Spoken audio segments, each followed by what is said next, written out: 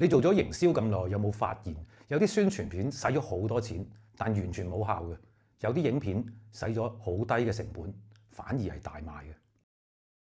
大家好，我係導演 Peter 哥，30年廣告導演、碩士班導師、註冊高級催眠治療師，全部嘅 VHBM 內容都可以喺 Linktree 揾到嘅。呢個現象唔係巧合嘅，而係有好清晰嘅原因嘅。宣傳片嘅效益唔係由畫面靚唔靚決定，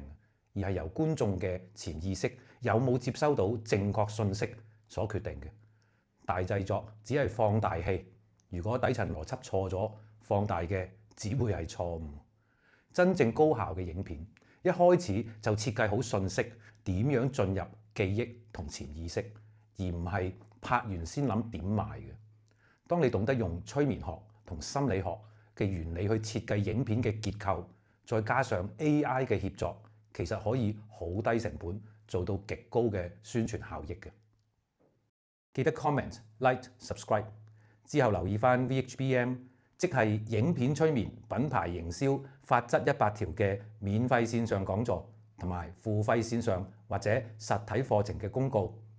講座課程會教你點樣用影片同埋潛意識，再加埋 AI 嚟達到品牌營銷嘅超高效益。如果有乜嘢影片、品牌、營銷嘅問題，都歡迎留言提問，我會盡量回覆嘅。如果公司需要個案顧問服務，都可以揾我。